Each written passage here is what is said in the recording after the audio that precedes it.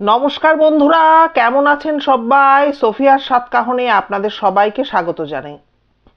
বন্ধুরা, প্রথমেই ক্ষমা চেয়ে নিচ্ছি, অনেকদিন বাদে আসলাম, তার কারণ প্রচণ্ড শরীর খারাপ, জ্বর, তার সঙ্গে তেমনি সর্দি এবং গলায় অসম্ভব ব্যথা, এবং আমার যেহেতু ফ্যারেঞ্জাইটিস আছে, প্রচণ্ড কুটকুট করে আর কাশি ওঠে। তো ভাবলাম দেখি চেষ্টা করে, না হলে তো বহুদিন হয়ে গেল আপনাদের সামনে আসা হয় না, আমারও ভালো লাগছে না। দু একজন ফোন করেছেন যে কেন কোনো ঘটনা পাচ্ছি না। তো আগের দিনের ঘটনা আপনাদের ভালো লেগেছে শুনে, আমারও ভালো লেগেছে। আর সেই স্মৃতিলেখা ধরের ঘটনা যেটা বলেছিলাম। আর আজকে যে ঘটনাটি বলতে চলেছি, আপনারা আবারও করে শুনতে চেয়েছিলেন।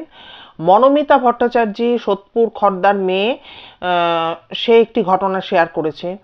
মনোমিতার বলা বিভিন্ন ঘটনা আমার চ্যানেলে আছে, শুনে দেখবেন, মানে হাড় হিম হয়ে যাওয়ার মতো ঘটনা। একদম শুরুর দিকে এই ঘটনাগুলো আমি চ্যানেলে বলেছি। তা মনোমিতা আমাকে দুটি ঘটনা পাঠিয়েছে। দুটি ঘটনার মধ্যে একটি ঘটনা ওর বাবার সাথে ঘটা এবং আরেকটি ঘটনা ওর দিদির সাথে ঘটা। তো সেই দুটি ঘটনা আমি আপনাদের শোনাবো। তার মধ্যে আজকে প্রথম ঘটনাটি, যেটি ওর বাবার সাথে ঘটেছিল, সেই ঘটনাটি আজকে শোনাচ্ছি, এবং পরবর্তীতে ওর দিদির বলা ঘটনাটিও শোনাবো, কিন্তু সেটি কিছুদিন বাদে শোনাবো। কারণ আমার ইচ্ছা আছে এরপরে আমার সেই ব্যাঙ্গালোরের যে বোন আছে, যার ঘটনা আপনারা, সুস্মিতা সরকার, যার ঘটনা আপনারা শুনতে খুব ভালোবাসেন, তার এক মানে অনেক ভয়ঙ্কর দুটি ঘটনা আমার স্টকে রয়েছে। তার মধ্যে একটা একটা করে আমি সেগুলো বলবো। আর ওর ঘটনাগুলো যেহেতু মানে অনেকগুলো পর্বে আমি বলি, ঘটনাগুলি বড়, সেই জন্য আর বুঝতেই পারছেন গলার এই অবস্থা, এই জন্য আমি বলতেও পারছি না। তো চলুন আজকে তাহলে মনোমিতা ভট্টাচার্যের এই ঘটনাটি শেয়ার করি।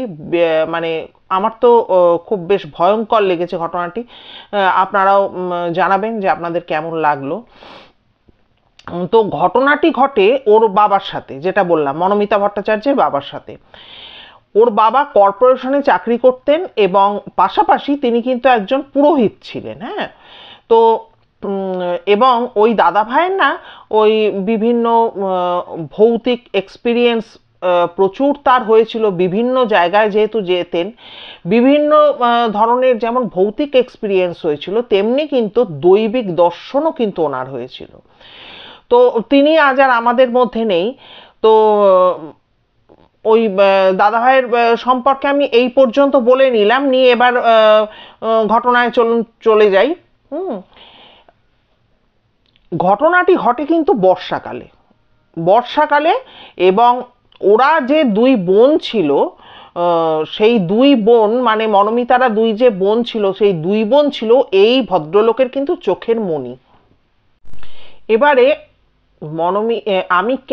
আমি আবার মেয়েদের প্রসঙ্গ কেন টানছি, বা ওনার ফ্যামিলি সম্পর্কে কিছু কথা কেন বলছি, সেটা আপনারা পরে গিয়ে বুঝতে পারবেন, ক্রমশ প্রকাশ্য। তো এই যে দুই মেয়ে, এই দুই মেয়েকে উনি তো চোখে হারাতেন। এবারে ওনার বড় মেয়ে খুব ছোট্টবেলায় বিয়ে করে ফেলে, মানে মনোমিতার বড় দিদি মাত্র 18 বছর বয়সে তিনি কিন্তু বিয়ে করে ফেলেন আর কি। তো এই ব্যাপারে, মানে এই যে বিয়ে তাড়াতাড়ি করে বিয়ে করে ফেলেন, তার আগে আবার কিছুটা ঘটনা বলি। ঘটনাটা অনেকটা মনোমিতা যেটা জানিয়েছে ছেঁড়া ছেঁড়া, কিন্তু আমি তবুও জোড়ার একটু চেষ্টা করছি। এই যে বড় মেয়ে এবং ছোট মেয়ে, বললামই তো ভদ্রলোকের খুব ভালোবাসার জায়গায় ছিল। তো ওই ভদ্রলোক না নিজে যেহেতু ইলেকট্রিক ইঞ্জিনিয়ার ছিলেন, মনোমিতা জানিয়েছে, তো উনি চাইতেন যে বড় মেয়ে খুব ভালো জায়গায় যাবে, কিছু করবে। তো উনি সেই মতো মেয়ের জন্মকোষ্ঠী সব কিছু নিয়ে কিন্তু কলকাতার যে শ্রী ভৃগু আছেন, সেই শ্রী ভৃগুকে উনি কিন্তু মেয়ের সব কিছু দেখান, মেয়েকে নিয়ে গিয়ে হাত ফাত দেখান। তখন উনি কিন্তু বলেন যে এই মেয়ে কিন্তু বড় হয়ে একজন খুব ভালো অ্যাস্ট্রোলজার হবেন। হ্যাঁ, তো উনিও কিন্তু চাইতেন, মানে বাবা হিসাবে চাইতেন যে ঠিক আছে ওই দিকে যখন আমার মেয়ে নেক, ও সেই রকমভাবেই এগোক তাহলে।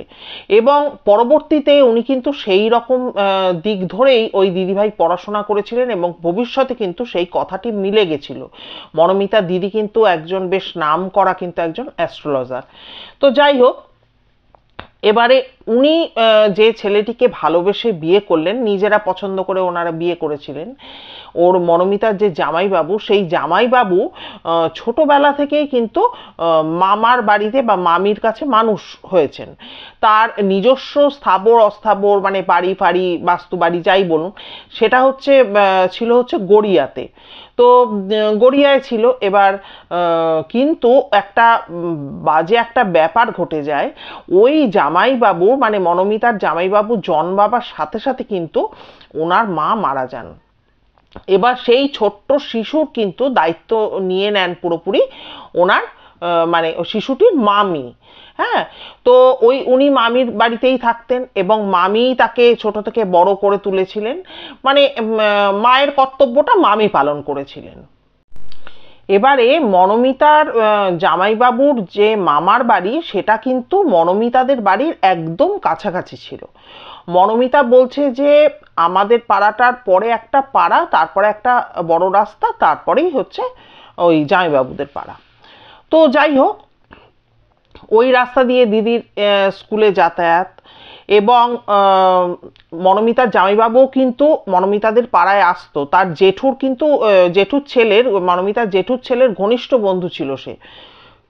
ফলে একটা এই মেয়েটিও ওই রাস্তা ধরে যেত, বা তারও এই পাড়ায় আসা, ওই জেঠুর ছেলের সাথে ঘনিষ্ঠতা, এই অল্প বয়সে যেটা হয় সেরকম ভাবেই কিন্তু এদের মধ্যে একটা সম্পর্ক গড়ে ওঠে। আর মনোমিতার যে দিদি, তিনি কিন্তু অপূর্ব সুন্দরী, খুবই সুন্দরী, মানে যে একবার তাকে দেখবে সে কিন্তু চোখ ফেরাতে পারবে না, এতটাই সুন্দর। ফলে বিভিন্ন জায়গা থেকে বিভিন্ন সম্বন্ধ আসছিল। এবার দিদি তখন ওর বাবাকে মানে জামাইবাবুকে বলে আর কি, যে দেখো আমার বাড়িতে এত এত সম্বন্ধ আসছে, কখন বাড়ির লোকেরা এই সম্বন্ধ আসছে তারা আমার জোর করে বিয়ে দিয়ে দেবে, তার থেকে তুমি আমায় বিয়ে করে ফেলো। তা সেই মতো কিন্তু ওদের দুজনের কিন্তু বিয়ে হয়ে গিয়েছিল।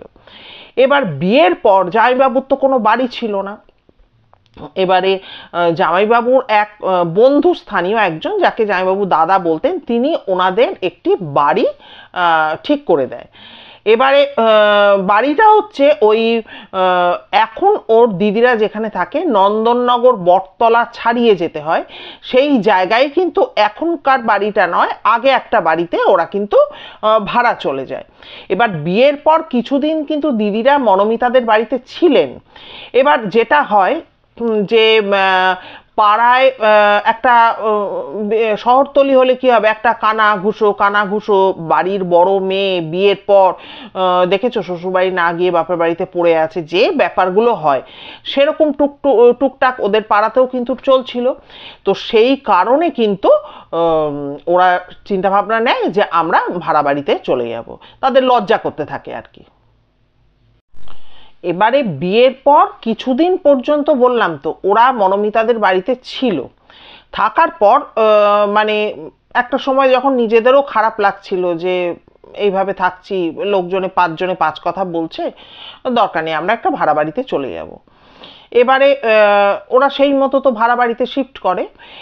এরপরে যখন ওদের বেবি হয়, মানে বিয়ের 2 বছরের মাথায় কিন্তু ওদের বেবি হয়, তখন ওই বাচ্চাটা কিন্তু মনোমিতাদের বাড়ি থেকেই আর কি হয় আর কি। তার অনেক দিন পর্যন্ত তখন কিন্তু ওরা সকলে মিলে এদের বাড়িতে কিন্তু ছিল। এরপরে যখন এরা সিদ্ধান্ত নেয় যে অনেকদিন তো থাকা হয়ে গেল, এবার আমরা বাড়ি ফিরে যাই, এবার যখন ওই ছোট্ট বাচ্চাটাকে নিয়ে ওরা আর কি সকলে চলে গেল বাড়িতে, তো তখন কিন্তু মনোমিতার বাবা কিন্তু প্রচন্ড ভেঙে পড়েন।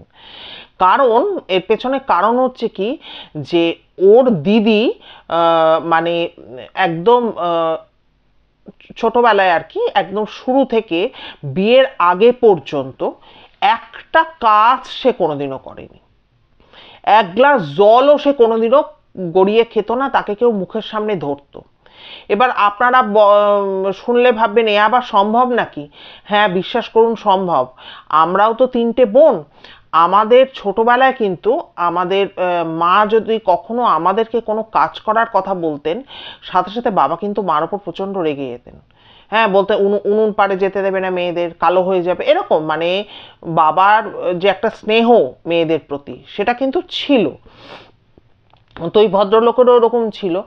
তো ফলে কি হচ্ছে যে উনি মানে মনোমিতার বড় দিদি ন্যাতা কিভাবে দিতে হয়, ঘর মুছতে হয় বা কিভাবে বাসন মাজতে হয় কিছুই সে জানতো না।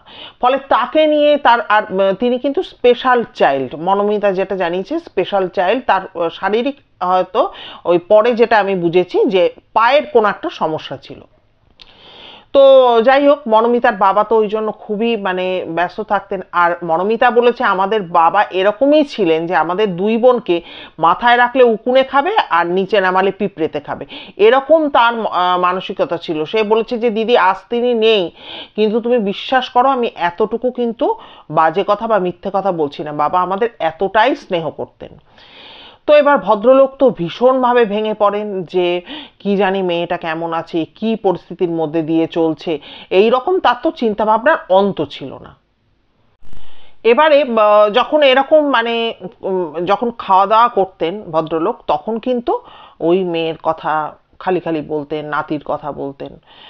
আর জামাইবাবু যেহেতু একদম কাছাকাছি তার মানে মামা মামির বাড়ি, সেহেতু এই যখন বিয়ের ব্যাপারটা হয় তখন কিন্তু বাবা কিন্তু মনোমিতার বাবা কিন্তু মেনে নিয়েছিলেন ব্যাপারটা। তিনি কিন্তু যে তার মতামত ছিল না বা কিছু মত ছিল না এরকম কিন্তু ব্যাপারটা ছিল না। কিন্তু মনোমিতার মায়ের বা মামার বাড়ির একটু কিন্তু আপত্তি ছিল। তো যাই হোক, উনি যত দূরের সম্বন্ধ আসতো মানে দিদির জন্য, তখন কিন্তু হয়তো দিদিকে তারা পছন্দ করেছে তবুও কিন্তু তিনি কাটছাট করে দিতেন, মানে উনি না বলে দিতেন। এভাবেই চলছিল। এবারে এরকম ভাবে চলতে চলতে যেটা হয়, বিশেষ করে দিদির জন্য আরো ভাবনার কারণ ছিল, বর্ষাকালে আর শীতকালে কিন্তু মনোমিতার দিদির পায়ের নার্ভের সমস্যা দেখা দিত। বর্ষাকালে বেশি জল টল ঘাঁটলে পর বা শীতকালেও যে ঠান্ডার সময় ওর পায়ের কিন্তু নার্ভের সমস্যা দেখা দিত। ফলে কি ওর বাবা সবসময় মেয়েকে নিয়ে ভাবতেন। তো এদিকে মনোমিতা জানিয়েছে যে আমাদের মানে মনোমিতাদের বাড়ি যে দিকটা সেদিকটায় কিন্তু কাজের লোক পাওয়া যায়, কিন্তু ওই দিদিদের ওদিকটা মানে নন্দননগর ওই তো বটতলা ছাড়ি ওই জায়গাটায় কাজের লোক কিন্তু সেভাবে পাওয়া যেত না। তো মনোমিতার বাবা তো প্রচণ্ডভাবে উতলা হয়ে পড়েন যে মেয়েকে দেখার জন্য। আর ওর মা কিন্তু খুবই বুদ্ধিমান এবং বিবেচক একজন মহিলা। উনি কিন্তু বোঝান যে দেখো তুমি এত অস্থির হয়ে পড়ছো কেন, আজ তো জামাইটাও কাছে আছে, আর যদি দূরে কোথাও বিয়ে হতো তাহলে তো ওকে তো শ্বশুর বাড়িতে যেতে হতো। কিন্তু বাবা কিন্তু ভীষণভাবেই উতলা হয়ে পড়েন। তো যাই হোক, এবার উনি বলেন যে দেখো মেয়েটার সাথে তো ফোনে ফোনেই যোগাযোগ হচ্ছে, কিন্তু সামনাসামনি তো দেখতে পাচ্ছি না, আমি বরং মেয়েটাকে একটু দেখে আসি। এবার 1 সপ্তাহ আগেই কিন্তু মনোমিতার দিদি এসে ঘুরে গেছে। এবার ওর মা বলে এই তো মেয়েটা থেকে গেল। এবার তখন তো নিউবর্ন বেবি, তখন মনোমিতার দিদি কি করতেন, খুব একটা আসতে পারতেন না, কিন্তু যখন আসতেন তখনই সপ্তাহখানেক থেকে যেতেন। তো ওর মা সেই মতোই বলে এই তো মেয়ে থেকে গেল। তা ওর বাবা বলে যে না না, থেকে গেল তো কি হয়েছে, আমি একটু মেয়েকে দেখে আসি। এবারে ওই যে ছোট্ট যে নিউবর্ন বাচ্চাটা আর কি, ছোট্ট বাচ্চাটা ওই লেংটু হয়ে তো ঘুরে ফিরে বেড়াতো, ওকে কিন্তু ওর বাবা আদর করে পোঁত ফুটু বলতো। হ্যাঁ, তো বলছি যে বাচ্চাটা কেমন আছে, নাতিটা কেমন আছে, আর মেয়েটাই বা কেমন আছে, আমি একটু দেখে আসি। তুমি এক কাজ করো, তুমি আমাকে রান্না বান্না করে দাও, আমি খেয়ে দিয়ে বেরিয়ে যাবো। তো ওর মা বলল ঠিক আছে, তাহলে তাই করো। ওর মা রান্না বান্না করে দেন এবং এই ভদ্রলোক মানে মনোমিতার বাবা উনি কিন্তু ওই দাদাভাই খেয়ে দিয়ে কিন্তু শুয়ে পড়েন এবং শুয়ে পড়েন। এবার কি হয়, মানে ভাত ঘুম, বুঝতেই পারছেন দুপুরবেলা। এবার যখন ঘুম ভাঙে তখন কিন্তু 5:30 বাজে। তখন মনোমিতার মা বলে, কি হলো, তুমি বললে না যে মেয়ের বাড়িতে যাবে, আর এদিকে কিন্তু আকাশ কিন্তু অন্ধকার, বর্ষার আকাশ কিরকম একটা অন্ধকার অন্ধকার হয়ে যায় বেলা পড়ার সাথে সাথে। তা বলছে যে আকাশের অবস্থা কিন্তু ভালো নয়। তখন বলছে, দূর, তুমি আমাকে বাধা দিও না তো, আমাকে বাধা দিয়েও কোনো লাভ হবে না, আমি তো যাবই। তখন ওর মা বলছে যে আমি তোমাকে বাধাও দেবো না, আমি তোমাকে আটকাবও না। হ্যাঁ, ঠিক আছে, তুমি যখন যাবে মনস্থির করছো তাহলে তুমি যাও। আর মনোমিতার বাবা যেহেতু এইরকম ভূত প্রেত এই সমস্ত ব্যাপারগুলো উনি যেমন তাদেরকে আটকাতেও পারতেন, এবং তেমনি তার অভিজ্ঞতার ঝুলিও কিন্তু পূর্ণ ছিল। ওই জন্য তার কোনো ভয় ছিল না। বলে, আমি এখানকার ছেলে, আমার কতক্ষণ লাগবে নন্দননগর যেতে, আমি যাব আর আসবো, তুমি আমাকে বাধা দিও না। তো যাই হোক, এই বলে তো তিনি বেরিয়ে পড়েন। এবারে ওর মা প্রমাদ গণে, কারণ হচ্ছে কি, ওর মাকে ওই জামাইবাবুরা যে বন্ধু বাড়িটা ঠিক করে দিয়েছিল তিনি বলেছিলেন যে ওইসব জায়গা কিন্তু ভালো না, ওদের বাড়িতে এসে ওদের সাথে গল্প করেছিল। এবার মনোমিতার বাবা প্রচণ্ড একরোখা মানুষ ছিলেন, ওর মা জানে বলেও কিছু করতে পারবেন না, ওই জন্য ওর মা বলেন, ঠিক আছে যাও তাহলে তুমি। কিন্তু উনি কিন্তু মনে মনে ভয় পেয়েছিলেন। যাই হোক, এবার তো উনি রওনা হয়েছেন। এবারে ওই নন্দননগর চাঁদমারি ওই বাজারে উনি প্রায় বাজার করতে যেতেন, মানে মনোমিতার বাবা। তো ওনার কাছে তো কোনো ব্যাপার না। আর মনোমিতার বাবা কিন্তু ওই কোনো যানবাহনে চেপে যাওয়ার থেকেও হেঁটে হেঁটে যাতায়াত করতে খুব ভালোবাসতেন। তো সেইভাবে উনি ঠিক আছে হেঁটে হেঁটেই যাচ্ছেন। এবার যখন নন্দননগর বাজার ছাড়িয়ে যখন নন্দননগর মোড়ে এসছেন তখন কিন্তু ঝিরঝির করে বৃষ্টি শুরু হয়ে গেছে, এবং বেশ খানিকটা কিন্তু মানে রাত হয়ে গেছে, কারণ 5:30টায় উনি ঘুম থেকেই তো বললাম উঠেছেন। এরপর একটু ফ্রেশ ফ্রেশ হয়ে রেডি হয়ে তো বেরোবেন। তো যাই হোক, এবারে ওখানে উনি যেহেতু বাজার করতে যেতেন, আর পুরোহিত এই লাইনটাও উনি ছিলেন, ফলে কি কিছু বন্ধু বান্ধব এদের সাথে দেখা হচ্ছে, তার সাথে দেখা হচ্ছে, গল্প হচ্ছে, এই সমস্ত করতে করতে উনি যাচ্ছেন। এবারে একজন ওনার বড় মেয়ে মানে মনোমিতার দিদি, কিন্তু উনি মিষ্টি টিষ্টি কিনেছেন। মনোমিতার দিদি ওই ডিম টোস্ট খেতে খুব ভালোবাসে। এবার সেটা কিন্তু বাড়িতে বানানো না, রাস্তা থেকে যে ডিম টোস্টগুলো পাওয়া যায় সেই ডিম টোস্ট খেতে খুব ভালোবাসে। তো মেয়ের পছন্দের সেই কথাটা তো মনে পড়ে গেছে, খাবারের কথাটা, সেটাও তিনি নিয়েছেন। নিয়ে একজন ব্রাহ্মণ জেঠু, মনোমিতা বলেছে যে পুটু জেঠু নাকি কুটু জেঠু, আমি ঠিক বুঝতে পারিনি, যাই হোক ওই পুটু, আমি বলেই বলছি, পুটু জেঠু, ওনার বাড়ির দিকে কিন্তু উনি রওনা দেন যে একটুখানি দেখা করে যাবো। উনি বলেন যে তোমরা তো এদিকে আসোই না, আমি খালি যাই, ওনার সাথে একটু দেখা করে যাব। এবারে নন্দননগর যখনকার কথা বলছি তখন মনোমিতা মাত্র ক্লাস 5-এ পড়ে। তখন তো এখনকার দিনের মতো ছিল না। ও যেটা জানিয়েছে, ওই যে সময় ওর বাবা যাচ্ছে সেই সময় কিন্তু ঘুটঘুটে অন্ধকার, লোডশেডিং চলছে, আর ঝিরিঝিরি বৃষ্টি পড়ছে। আর মনোমিতা জানিয়েছে যে ওখানে জলা জঙ্গল টাইপের ছিল, হোগলার বন ছিল, এবং ওই জায়গায় ওই প্রচণ্ড নাকি জল জমতো, প্রচণ্ড জল জমতো। এখন জমে কিনা আমি যদিও জানি না, কিন্তু তখন নাকি মনোমিতা বলেছে প্রচণ্ড জল জমতো। তো উনি ও বলেছে যে দিদি, তোমার যদি কোনো সাবস্ক্রাইবার ওদিকে থাকে তারা বুঝতে পারবে, জেলেপাড়া মাঠ, হ্যাঁ এরকম একটা জায়গা আছে বোধহয়। তো জেলেপাড়া মাঠের পরে হচ্ছে বড় ঝিলপাড়। তো ওই বড় ঝিলপাড় ধরে উনি তো হাঁটা লাগান, এবং হাঁটা লাগিয়ে ওইখানে ওই যে ব্রাহ্মণ যে জেঠু, ওই বললাম পুটু জেঠু, ওনার বাড়িতে ওনার সাথে দেখা করার জন্য যান। এবার ওনার খুব অভিযোগ ছিল এই মনোমিতার বাবার ওপর, যে আমি তো তোমার বাড়িতে যাই, তুমি তো আমার বাড়ি আসো না। তো স্বাভাবিক ব্যাপার, যখন গেছে দেখা করতে, এবার তো ওনারা ছাড়বেন না।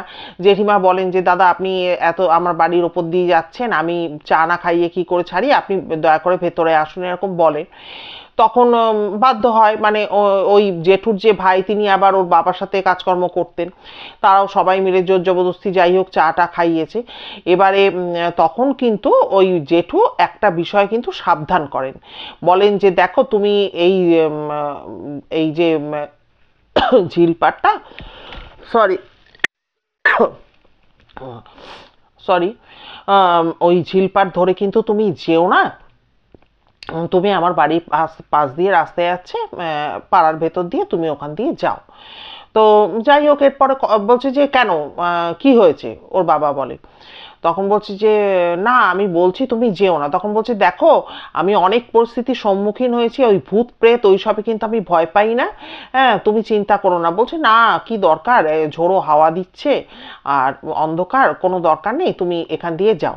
এবারে মনোমিতা যেটা বলেছে, বাবা একটু ভুলো ধরনের ছিলেন, উনি পুরো ব্যাপারটা তো ভুলে গেছেন। আরেকটা কথা, উনি চিন্তা করেছেন যে ওই মানে পাড়ার ভেতর দিয়ে যেতে গেলে অনেক ঘুরতে হবে, আর ওই ঝিলপাড় ধরে গেলে কিন্তু একদম দিদির বাড়ির গেটে কিন্তু উনি পৌঁছে যাবেন।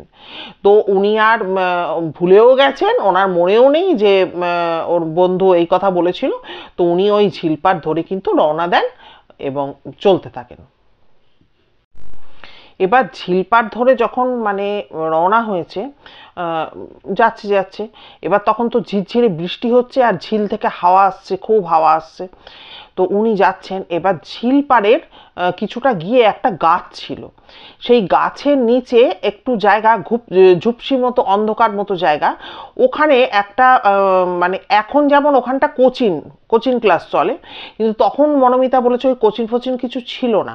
তখন ওখানে একটা পাড়ার ক্লাব ছিল, আর ওই ক্লাবের ছেলেরা ওই মানে বটগাছ কি গাছ আমি জানি না, ওই গাছের তলায় কিন্তু একটা ওই মানে বাঁশ দিয়ে কাপড় দিয়ে ঘিরে একটা টয়লেট মতো করেছিল নিজেদের সুবিধার্থে। তো ওর বাবা দেখে যে ক্লাবের মধ্যে ছেলেরা ঘরের মধ্যে তারা রয়েছে, আর আলো জ্বলছে, আর ওই মানে ওই গাছতলাটায়, বটতলা বলছি বারবার, ওই গাছতলাটায় যে ওই যে ঝুপসি অন্ধকার মতো জায়গাটায়, ওখানে কেউ একজন দাঁড়িয়ে রয়েছে।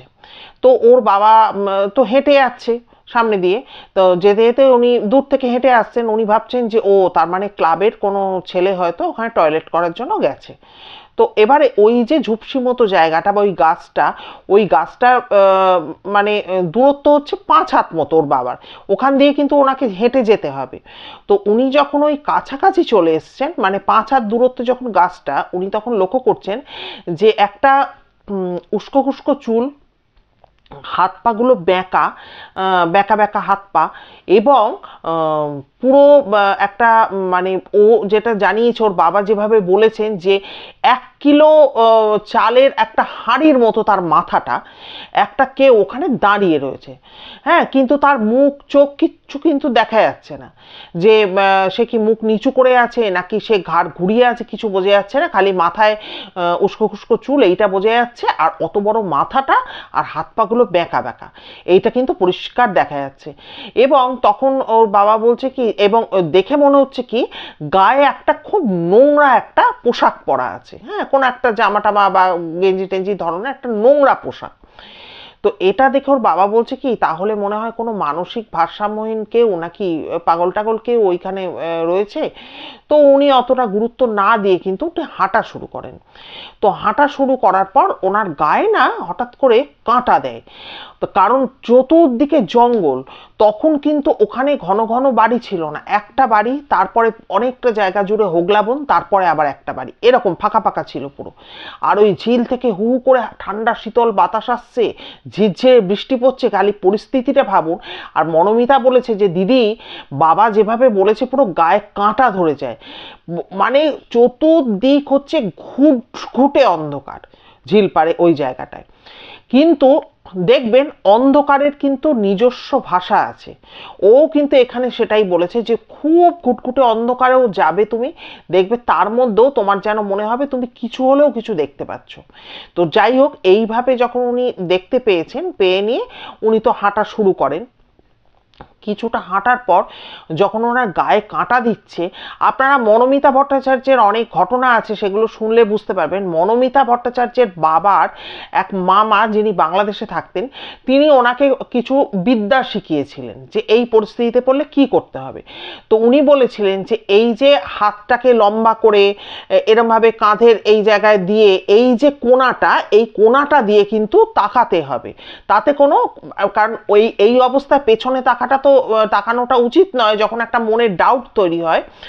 তাই জন্য উনি তখন কিন্তু হাতটাকে ওইভাবে করে, যেভাবে বাংলাদেশের মামা ওনার শিখিয়েছিলেন ওই ভদ্রলোককে, তো উনি কিন্তু ওখান দিয়ে পেছনে তাকিয়ে দেখেন।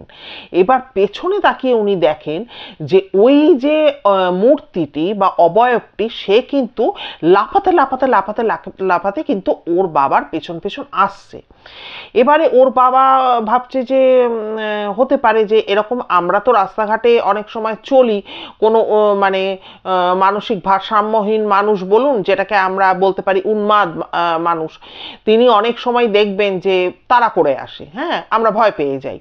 তা উনি ভাবছেন যে সেরকমই কোনো লোকে কি ছুটে আসছে নাকি, এরকম লাফাতে লাফাতে আসছে। আবার কিছুটা গিয়ে উনি দাঁড়ান, এবং তখনই ওনার একটা ডাউট তৈরি হয় যে যদি কারো মানসিক ভারসাম্যহীন মানুষ হবে, তাহলে সে তো আমি দাঁড়াচ্ছি বলে সে দাঁড়িয়ে পড়বে না, সে তো দৌড়াতেই থাকবে।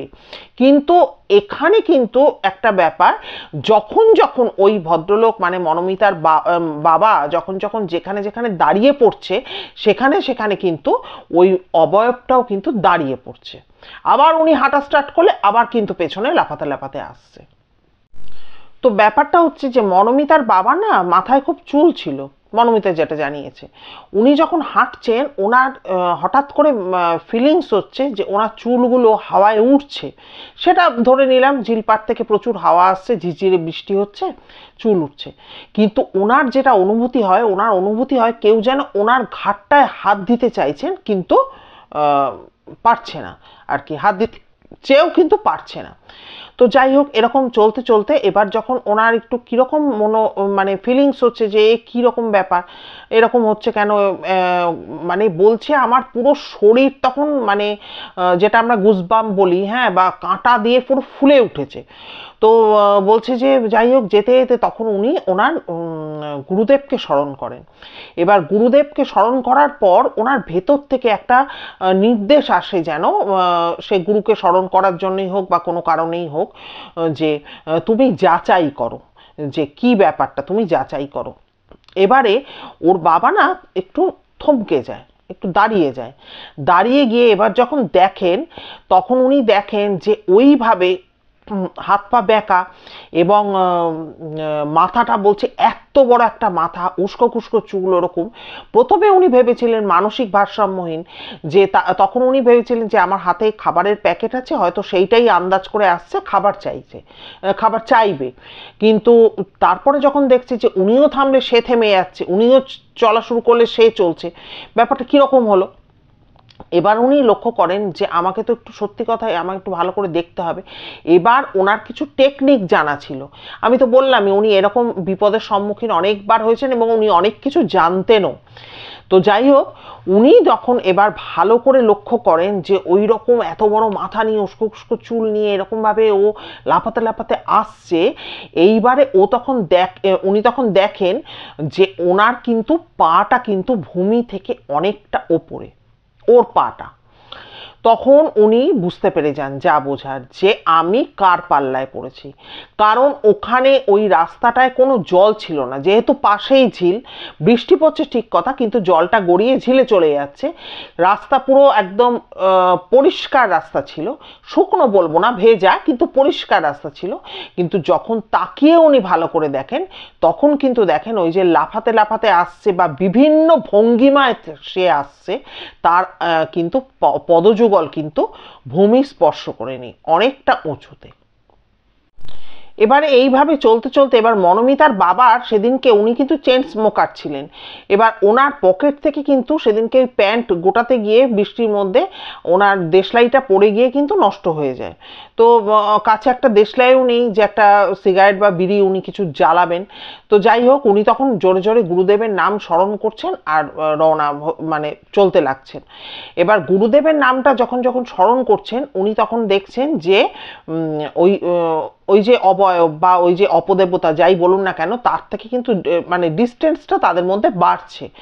এবারে উনি বলেন যে হরর মুভিতে যেরমভাবে দেখা যায় যে পুরো মুন্ডুটাকে ঘুরিয়ে দেখছে আমাকে, সেই রকমভাবে করছে এবং অদ্ভুত ব্যাপার ওনার যে হাঁটার মুভমেন্ট সেটা চেঞ্জ হচ্ছে। কখনো লাফাতে লাফাতে আসছিল, বলছে যে পুরো হরিণের মতো লাফাচ্ছে বা ক্যাঙ্গারুর মতো লাফাতে লাফাতে আসছে, হ্যাঁ কখনো হাঁটছে, এরকমভাবে কিন্তু ফলো করে করে আসছে।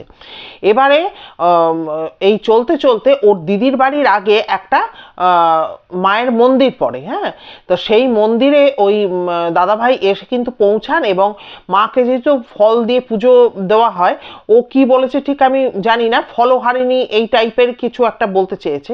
তো ওই মায়ের মন্দিরে যখন পৌঁছায় এবং মাকে বলে যে মা আমাকে রক্ষা করো, যেটা স্বাভাবিক সবার বলার কথা, বলছে ওই দাদাভাই যেটা মনোমিতাকে বলেছে যে আমি বলেই তাই আমি এসে পৌঁছাতে পেরেছিলাম, অন্য কেউ হলে ওইখানেই বসে থাকতো আর বোধহয় কোথাও যেত না, যে কারণ মায়ের মন্দিরটা তো একটা সেফ জায়গা, মায়ের মন্দিরে বসে থাকলে কেউ কিছু করতে পারবে না, এরকম একটা বিশ্বাস আমাদের মধ্যে রয়েছে। তো বলছে যে আর অন্য কেউ হলে আর বেরিয়ে কিন্তু ওই বাড়ি অবধি পৌঁছাতো না। এবার ও ওইখান থেকে এক পা দুপা করে বেরোলে পর একটা 3 রাস্তার মোড়, তার দুদিকে দুটো পুকুর আছে, আর যত ওই মেয়ের মানে বড় মেয়ের মনোমিতা দিদির বাড়ির দিকে এগোবে তত বড় বড় কৃষ্ণচূড়া এই সমস্ত বড় বড় বিশাল বিশাল গাছ রয়েছে। তো ভদ্রলোককে মানে মনোমিতা শুনেছে যে মনোমিতার এক পিসি বলেছিল যে যখন ওরা বাগে আনতে পারে না মানুষকে, তখন কিন্তু ওই বড় বড় গাছের তলা দিয়ে গেলে ওই বড় বড় গাছের কিন্তু ডাল ভেঙে পড়ে। এবারে মনোমিতার বাবা কিন্তু ওই মায়ের কাছে প্রার্থনা জানায় যে মা দেখো মেয়েটার কথা খুব মনে পড়ছে, আমি তো মেয়েটাকে দেখতে যাচ্ছি মা, আর কার পাল্লায় পড়েছি সেটাও আমি বুঝতে পারছি, কিন্তু দেখো মা আজকে আমি হয় ওর জিত হবে আমার হার, নয় আমার জিত হবে ওর হার, তা কিন্তু আমি চাই আমার মেয়ের জিত হোক যাতে আমি গিয়ে তার মুখটা দেখতে পারি। তা ওইভাবে আকুল কিন্তু প্রার্থনা ওই জানান দাদাভাই। এবং জানাবার পর ওই মনোমিতা যেটা বলেছে সেই অলিম্পিকে দৌড়াবার আগে যেমন 1 2 3 করে যে ছুট শুরু হয়, তা উনি বলেছেন যে আমিও সেরকম একটা প্রস্তুতি একটা নিয়ে ফেলেছি, কিন্তু আমি দৌড়াইনি, আমি কিন্তু হেঁটেছি। এবার যেই সেই 3 রাস্তার মোড়ে এসে দাঁড়িয়েছে, দাঁড়িয়ে উনি হাঁটা শুরু করেছেন, ঠিক সেইখানে দেখেন যে ওই রকম কিন্তু ওই বিশাল মাথা নিয়ে চোখ দুটো তখন উনি দেখতে পেয়েছেন যে কুকুরের চোখের মতো ধকধক করে রাত্রিবেলা জ্বলছে, ওইভাবে সেটা কিন্তু ওই পেছনে এসে দাঁড়িয়েছে এবং উনি হাঁটা যেমন যেমন হাঁটছেন ওই মূর্তিও সেই আবার ফলো করে করে যাচ্ছে। এরপরে উনি কি করছেন, ওনার কিছু টেকনিক জানা ছিল, বললাম তো হাত ঘুরিয়ে ঘুরিয়ে, যেটাকে আমরা দেহবন্ধন বলি আর কি, সেইভাবে উনি কিন্তু করতে থাকছেন। আর ওদের গুরুদেবকে ওরা বাবামণি বলেন, তো ওই বাবামণির নাম স্মরণ করতে করতে করতে করতে উনি মানে মন্ত্র জোরে জোরে জপ করতে করতে উনি চলেছেন। এরপরে সেই গাছের কাছে যেই এসছেন হঠাৎ মরমর মরমর করে শব্দ হচ্ছে, এবার উনি হাত ঘুরিয়ে সেই বাবামণির সেই মন্ত্রটা ওই গাছের উদ্দেশ্যে যেন মানে গাছের দিকে ছুড়ে দিচ্ছিলেন, এরকম একটা ব্যাপার।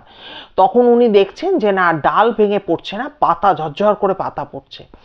এর করতে করতে যখন নিজের মেয়ের বাড়ির প্রায় একদমই কাছাকাছি চলে এসছেন, তখন ওর দিদির বাড়ির 2-1টা বাড়ির আগে এক ভদ্রলোক উনি বেরিয়ে কে কে করতে করতে উনি বেরিয়েছেন মানে পায়ের আওয়াজ পেয়ে আর কি, তখন উনি বিড়ি খাচ্ছিলেন। এবার ওই জ্বলন্ত বিড়িটা উনি দূরে ছুঁড়ে ফেলেছেন, মানে বিড়ির শেষাংশটা ফেলে দিয়েছেন। সেই মুহূর্ত থেকে কিন্তু ওই অবয়বকে আর কিন্তু মনোমিতার বাবা দেখতে পায়নি। হ্যাঁ, তা এই সেদিনকে জ্বলন্ত ওই কি বলবো দেশলাই ছিল না বলেই উনিও যদি ওরকমভাবে সিগারেট বা বিড়ি ধরাতেন, যেহেতু চেন স্মোকার বললাম, তাহলে হয়তো অনেক আগে থেকে এই সমস্যাটা কেটে যেত। তো যাই হোক, এরপরে ওর দিদির বাড়িতে তো গিয়ে উনি পৌঁছান, তখন দিদি বলে যে এখানে তো এলাকা ভালো নয় বাবা, তুমি কেন এখন এসছো, তুমি তো কাল সকালে আসতে পারতে। বলে না, ভীষণ মন খারাপ লাগছিল তোদের জন্য, তাই জন্য এলাম। আর মা, খাবার দাবার যা এনেছি সেগুলো সব ফেলে দে, ওগুলো কিছু খাস না। তা তখন ওই মনোমিতা জানিয়েছে ওই কিপ্যাড, যেটা টেপা মানে টিপে টিপে ফোন ছিল আর কি, মানে বাটন ফোন যেটা বলছি, তো সেই ফোনে উনি তখন ওর মা বাড়িতে খবর দেয়। এবার শুনেই তো ঠাকুমা তো খুব চেঁচামেচি করতে থাকে যে কেন গেছে, ওই সব জায়গা ভালো না, রাত্রের দিকেও যাওয়ার কি দরকার ছিল। তো পরদিন এসে ওই দাদাভাই ঠাকুমাকে বা বাড়ির সকলকে বলে যে কি বীভৎস যে দৃশ্য সে তোমরা ভাবতে পারবে না, যে কিভাবে সে লাফিয়ে লাফিয়ে আসছে, এবং প্রতিটা সময় মাঝে মধ্যেই থেমে থেমে যখন উনি দেখছেন, কারণ আমরা যখন পেছনে কিছু একটা আসছে বুঝতে পারি, তখন তো আমাদের খালি খালি আমাদের মনে হয় পেছন ঘুরে দেখি। তা সে আর যেখানে মনে হচ্ছে ওনার অনুভূতিটা হচ্ছে যে ঘাড়ে কেউ হাত দিতে চেয়েও পারছে না, তা যতবার উনি পেছন ঘুরছেন ততবার দেখছেন যে তার হাঁটার বা দৌড়াবার কায়দাগুলো বা মুভমেন্টগুলো কিন্তু পাল্টে যাচ্ছে। তো এই ঘটনাটা মনোমিতা ভট্টাচার্য শেয়ার করেছে। আর এখন যেখানে মলেও চাকরি করে, ও বলে যে অনেকটা রাত হয়ে গেলে আমি দিদিকে বলি যে আমাকে র্যাপিডো তুই বুক করে দে। তখন ওই বাবার বলা ওই ঘটনাটা আমার মনে পড়লে পুরো গায়ে কাঁটা দেয় বা শিহরণ জাগে। তো যাই হোক বন্ধুরা, আজকের ঘটনাটি আপনাদের কেমন লাগলো অতি অবশ্যই কিন্তু কমেন্ট করে জানাবেন। আর শরীর খারাপের জন্য একটু ভিডিও দিতে আমার দেরি হচ্ছে, আমি আবারও আপনাদের কাছে ক্ষমা প্রার্থী বা ক্ষমা চাইছি। আর আপনাদের যদি মানে কাছে এরকম কোনো ঘটনার স্টক থাকে যেটা সোফিয়া সাতকাহনকে বলতে চান, তাহলে এরকম মানে মনে হলে অবশ্যই আমাকে নক করবেন। আর একটু যদি ভিডিওগুলো ভালো লেগে থাকে, একটু বন্ধু বান্ধব ফ্রেন্ড সার্কেল একটু ছড়িয়ে দেবেন, তাতে আমাদের পরিবারটা একটু বড় হবে। রোজই কিছু না কিছু টুকটুক টুকটুক করে এগোচ্ছে, তাই আপনাদের বলছি যে আমাদের এই আপনাদের প্রচেষ্টাতে তো এটা হচ্ছে, আর একটু সাহায্যের হাতটা বাড়াবেন বা পাশে থাকবেন। আর মানে নতুন বন্ধুরা যারা এতক্ষণ আমাকে শুনলেন তাদের অসংখ্য ধন্যবাদ জানাচ্ছি। যদি ভিডিও ভালো লাগে একটা লাইক করে সাবস্ক্রাইব করে দেবেন, এবং অবশ্যই কিন্তু বেল আইকনের অলে গিয়ে প্রেস করবেন, তাহলে আমার বলা যে কোনো ঘটনার নোটিফিকেশান আপনারা চটজলদি পেয়ে যাবেন। প্রচণ্ড কাশি হচ্ছে, আপনারা হয়তো বুঝতে পারছেন না, আমি একটু একটু করে এক একটা কথা বলছি, আর কেটে কেটে এটাকে জোড়া হবে আর কি, এতটা কাশি হচ্ছে। তো আর কি বলবো, সবাই খুব ভালো থাকবেন, সুস্থ থাকবেন। দেখা হচ্ছে তাহলে পরবর্তী পর্বে। নমস্কার।